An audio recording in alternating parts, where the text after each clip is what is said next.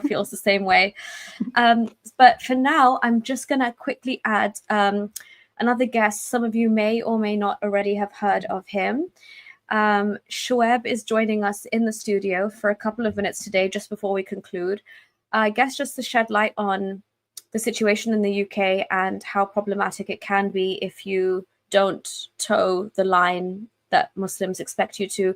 And just a disclaimer, Shoaib is a Muslim. He considers himself a Muslim, but he is gracious enough, as we hope that other Muslims would be as well, to allow us to use our right of free speech and freedom from religion to critique the ideology. So he's probably sat here for the last hour and a half listening to Doodles and I bash the faith.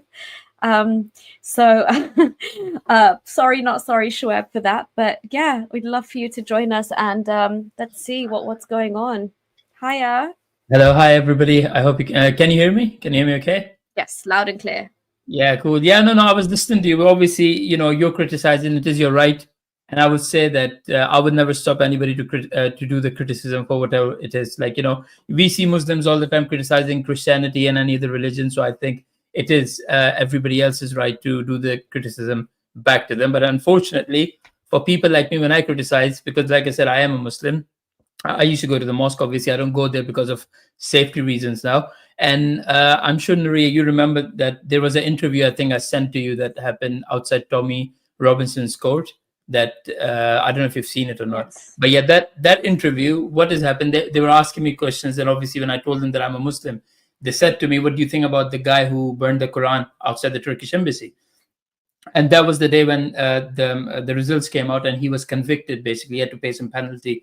And he didn't go to jail, but it was a suspended sentence. So when they were asking me this, so all I said in that interview was that if there is somebody who want to practice the freedom of speech or freedom of expression, which is that guy burning the Quran, I wouldn't do it, because I come from a family and I got a lot of moral values where I wouldn't want to burn anything, like any religious scripture, rather it be a Bible or Torah or anything else. I wouldn't do it. I wouldn't even burn as much as my math or science books. So that is just my belief and that my moral values. But if somebody's doing it, I'm not going to stop them. I'll tell them, you crack on. If you want to waste 50, 60, 40 pounds, whatever you bought the book for, burn it, please go ahead. And it is the right of everybody. And I think I forwarded you the message that I received from a guy who went to my university. And he's an Afghani guy, Pakistani Afghani, born, raised in the UK. And I would consider him as an extremist, because in that voice message that he sent to me on my WhatsApp, and he said to me a lot of bad words, and then he said to me, "Oh, look, yeah, you're a kafir, you're not a Muslim, or how dare you say that? You wouldn't mind if somebody is burning the Quran." And I said, and literally I said to him, "What do you mean?" And he sent me back my interview that I did outside Tommy's court, and then he just started sending me non-stop messages of threats. And he lived in Luton. And I was like, "Okay, what are you going to do?" And then he just disappeared, because I told him I'm going to take the messages to the police. But because he knew that, I am going to go to the police, and police is not going to do anything, which they didn't. I went to the police, and the police was like, "How do we know that you're not making this up?" And I was like, "I've received these threatening messages, and you can see it." And literally that was it. So whatever you're doing, obviously, I might not agree with it, but at the same time, I don't need to agree with anything the same way you don't need to agree with anything that I have to say. But at the end of the day, you, me, or anybody else should have the right to criticize, because if the other party is doing it, surely you're allowed to do it as well. So yeah, that was my whole thing. So I don't mind you guys, whatever you said. I did heard everything, but it doesn't bother me at all. No, and again, I love that. We've had this conversation as well before, Shoaib, when you've been on the channel, and we've discussed that, you're able to put that aside and understand that the law of the land here is there for a reason. But I think it's been terrible, the kind of backlash that you've got, almost like I would say it's a continuous harassment that you've been facing, that's really affected all aspects of your life, just for kind of having an opinion of your own, because you seem like, for them, you're doing it's a massive betrayal, because you're going against your own, if you will. So that's just an indication of how some Muslims in certain communities around the UK can be so hostile and insular, that if somebody dares to have a difference in opinion, because it's on a sensitive matter like the burning of the Quran, which I'm sure all of us agree, it is a form of protest, but it might not be something that any of us would do personally. But it is somebody's right to do that. And I think because you have values that they seem to be, your values essentially pitch Islam beneath your patriotism to where you are, it's just too much for them to handle. And I think, it shows the kind of state that the UK is in at the moment, that the police are siding with people like this and kind of doubting your lived experience. And nobody's safe if that's the kind of law enforcement that we understand two-tier. I'm sure, Doodle, this is quite like obviously in the UK context, but I'm sure you've heard of the level of two-tier policing, and you did a doodle about the man who burnt the Quran as well. Is there anything that you wanted to kind of comment on your opinion on what's been happening? Yeah, I mean, obviously, on a personal level, I would never burn a book. Books are very important for us to learn from, whether that's the good things that we're learning or any of us can pick up a book and learn horrible shit from it too. Everyone has their own sort of, freedom of expression, freedom of speech, freedom from religion, freedom of religion. We need all of these things in a democratic society to be able to live alongside each other. And whether, if a person wants to burn a book, they're probably really frustrated and really angry for them to even get to that point.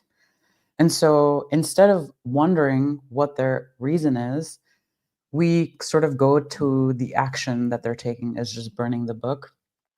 And that's okay. Women in Iran burnt the hijab because they were really sick of the Islamist regime controlling them. And so they had to have been very angry to be able to burn the hijab. And similarly, in this situation, that man had to have been very angry to get to that point, to make that statement. So it's not like it's not like everyone's having like some book burnings everywhere. This is and I think that's where I go, it's okay. It's his right. It's his book. It's his copy. It shouldn't matter to anybody else. And the fact that he got attacked for it, meanwhile, right? Apparently that was totally fine. I think that is the fragility that we need to actually work against, the Muslim fragility, to think that burning a book that's literally available online right now, you can go to Quran.com. So even if burning a book is doesn't even make sense, right? Because it's available online. So, but I think at the end of the day, the fact that, Shoaib, thank you for being open to, you can have your beliefs, we can have our lack of beliefs, that's totally fine. And for us to live next to each other, we have to be able to respect each other for that too. And I, thank you for being one of very few Muslims who are even open to that. I think you're probably of the minority among all the Muslims that are there in the UK. And I hope that, you remain safe. Unfortunately, the kinds of things that you hear and that you're hearing just from that one statement, Nuriyah and I hear all the time. Every day we get hate. And so just, thanks for defending everyone's right to freedom of speech and expression. Well, that did come with a high cost. I think Nuriyah knows that I used to work for Swansea Council. I got fired from the Swansea Council. Anywhere I go so I live in a village. It's a very small village. Everybody knows everybody. And it has come to a point where these people, these Muslims actually from the mosque, from the main mosque, they literally message the police almost every other day, if not every day. And these are things some of the people within the mosque are telling me that, these guys are actively having these sessions where they sit down with 20, 30 people at a time. And, but they usually will have 10 people sitting there. So between 10 to 30 people will sit with them and they will teach them how it is and what are the words they need to use against me. Like literally, I'm the only guy right now in Swansea, that's where I live. So what they do is they do this, and then there's a form that they need to fill. And that form goes to counterterrorism, which is called the Preventi. And what they do is they said, this guy, we don't think he's a Muslim. We might think he's something else, pretending to be something, because that's exactly what they said. Just because you don't follow the way that we follow it, guess what? You're not a Muslim. And this is a very old trick in their playbook, that anybody does literally one thing differently to them, even though they do the same thing. I know these people. I know these men. They they drink, they smoke, they do everything. But in front of everybody, when they see someone else doing it, they'll be like, "Oh, look at that guy. It's total haram. Is this?" And I'm looking at them like, "Well, you guys do it as well, but you do it behind closed doors." Yes. But the thing is, I'm not a hypocrite. But anyways, so what they have started to do, they send these complaints out to police, and if they find out if I'm going somewhere or if I'm eating somewhere, they will start calling them and telling them, "Oh, there's a racist guy in your hotel, in your restaurant, eating there, so you need to get rid of them." And I have been arrested in January, and there is still, obviously I can't really talk about that case because this is still an ongoing investigation. And to think that there are rapists, there are murderers, there are actual thieves and criminals outside, out and about, absolutely doing nothing. Police is not after them. Police is doing nothing. Either police is busy giving out tickets, or they're worrying about people, what they're saying on social media. It's like, like when you have bullies and they have a little bit of power and they come to the playground and they start, hitting people just because there is one guy saying something and there are four of them. And that's what exactly the police is doing. And I think the police problem that we have, like just Nuriyah said about the two-tier policing that we have. Yes, we have a problem in London, but the thing is, London is so big. You might have one or two good people around there as well. But in Swansea, where I live, is such a small place. Everybody. Like every time I go out, I have seen one or two police officers. They're always there at the protest when these pro-pallies, these lunatics, when they're out and about. They have no idea. And you will see these white liberal women there, and you look at them, they look very privileged. They look like they've got money. They don't need to worry about the next meal that they're going to have. They look like they got enough good money, and they're out there talking about Gaza, Palestine, Israel. And I'm just looking at them like, you guys have no idea what's going on. You guys are brainwashed. Like, I'm the closest that you have to a Middle East. I grew up in Saudi Arabia, so I know exactly what it is that is going on there. Like, and for me, I always says that, I've said it before, that I think any innocent people, regardless of their men, women, and children or animals, dying either in Palestine or in Israel is wrong. For me, I would say it's always wrong. But you've got lunatics in the UK now, which have hijacked this suffering of the people, and they've made it, turn it into their own agenda, where they're coming out, they're saying, "Oh, boycott Pepsi, buy Coca-Cola, buy Gaza Cola, Islam Cola," and they're selling at ridiculous prices. And when you speak to them, where the money is going, it's going all charity to Gaza. And then next day you see them, "Oh yeah, we can't send anything charity to Gaza because guess what? Nothing is open. We can't send it to them." So are you stealing the money? Because you've been doing it since last year and a half. So I don't understand who's lying, who's not. But again, these are the things that I've been facing, and I have spoken to Nuriyah about this, that there might be a chance where I have to go. I have to leave the UK. And the reason I'm leaving the UK is not because I want to, but it's because of the fact that I just feel like, this is so corrupt to the core. And I know the police, they just keep taking months after months. And now they've started a new thing. So first they took my cell phone and they said, "We need to do an investigation." And I said, "That is fine." And now what they have done is asking me, they're literally harassing me every other week. They call me every couple of days and they'll say, "Oh, can we get the password to your X account, to my Twitter account?" And I said, it's not private account. It's a fully, public account. People can see whatever I'm talking about. They're like, "No, we need to get you off Twitter because I say things and people listen." And I think this is what it is. They're trying to, stop me from speaking out, from saying that, "Oh, you know what? Yes, the problem that we have right now in the place where I live are the Muslim community. Unfortunately, these are the people who brought this upon themselves by, like you said, people have become so angry listening to them that they can't control themselves. And that's why there is so much hatred. So if I get called something because they think, they see me as a Pakistani, they see me a Muslim, and if they call something to me, I never get angry at them because I know this is my own people. They've done this. And that's why we're facing this absolutely horrible time. We can't really do anything. So yeah. Yeah, I think the worst part is, Shoaib, for me, that, that when I heard the news that you're actually thinking of leaving, not because you want to, as you said, but because you're essentially being forced out, because there's just they make your life here such a nightmare for you to do normal things like get a job, go to the gym, attend your mosque, that they've just made life here untenable for you. So the fact that you've been pushed into this corner, which is exactly what they want, and it means that they've won. So when there are a few kind of dissenting voices, not even dissenting from the religion, but dissenting voices from what they want you to say and act like and do and behave like it. This is how they turn on them, you know. And I personally just wanted to ask you, I mean, it's a sad state of affairs, and you know, whatever happens, we'll talk more privately, and I wish you the best moving forward, of course. But has this not really put you off from, I mean, obviously you can probably separate Islam and Muslims quite easily, but has this not put you off at least the way that Islam makes people behave?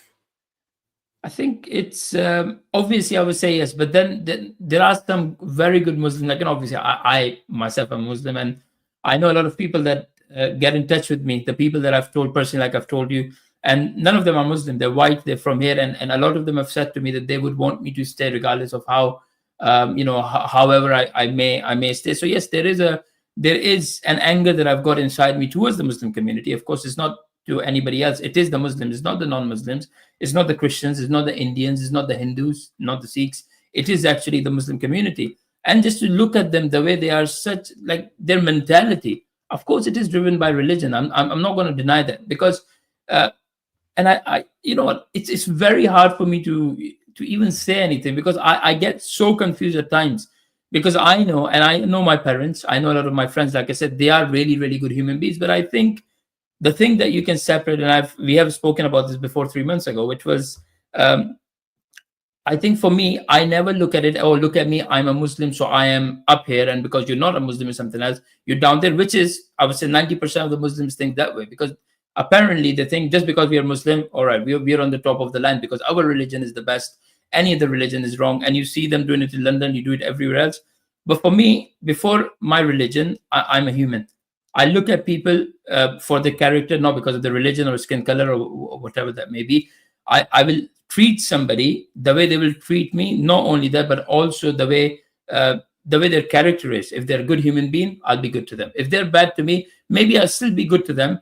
But you know, it depends how far they push me. Like these Muslim community, I tried to be good to them, and it's been almost coming up to air now. And I've tried my best not to be angry at them, not to say anything to them. But it has come to a point. I think when I got arrested, being in the country for 10 years with no criminal record whatsoever, not as much as a speeding fine. When you have police turning up to your house, arresting you and saying that, oh, we're going to arrest you because you're being racist towards the Muslim community, of course you get a bit angry. And I was in jail for 15 hours. All I had is 4 walls, and my head was going everywhere. I was thinking about everything. I'm like, what the hell am I doing here? Why am I here? I'm 38, right? I've never been to prison, neither in Saudi Arabia, nor in Pakistan, and now in UK, the place where I've lived, law-abiding. I'm a law-abiding citizen. I've lived by the rules of the UK, right? I adhere to all the laws that there are. And then for them to put me in prison, yes, I think that did annoyed me, made me very, very angry. And yes, I do believe a lot of these people in the UK, and I'm talking about the Muslims in the UK, for them, their 99% of the personality is, oh, I'm a Muslim. You will see them whipping out the mats, praying in front of people in the middle of the road because they want to show off, oh, look at me, I'm a Muslim. I'll never do that. When I was fasting, I think you know that, Nuriyah, we had a very long live when I was fasting. I didn't even break my fast, and I was like, yeah, keep going, I don't mind. And the same way, I will go out with my friends, they'll be eating, and they'll say, oh, do you want to eat something? I won't tell them that I'm fasting. I'll say, oh, you know what, I'm not hungry. That's it. I don't need to bring in, oh, I'm fasting, you shouldn't be eating in front of me. But a lot of the Muslims, they love doing this. They like to do something for their own religion. We've got nothing to do with anybody else, just between them and their God. But they like to implement on everybody else just because they're around them.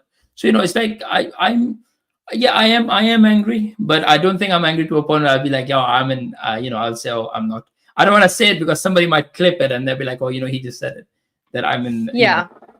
Yeah. No. Be careful.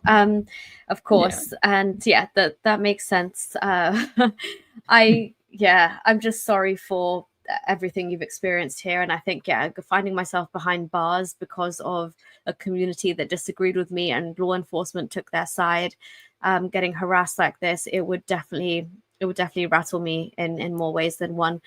But Shoaib, thank you so much for sharing that and being here. And like I said, we'll talk more privately based on your situation. But we wish you all the best. Thank you. from our end. And even if, you know, whatever short stint you've had, you've been an incredible sport, and you know, thank you for being on the right side of history. It means a lot. Thank you very much. Thank you. No, but No thank you for worries. having me, Take and care. thank you for everything that you've done. Thank you. No worries. No worries. Take care. Speak soon. Take care. Bye-bye. Bye-bye. Bye.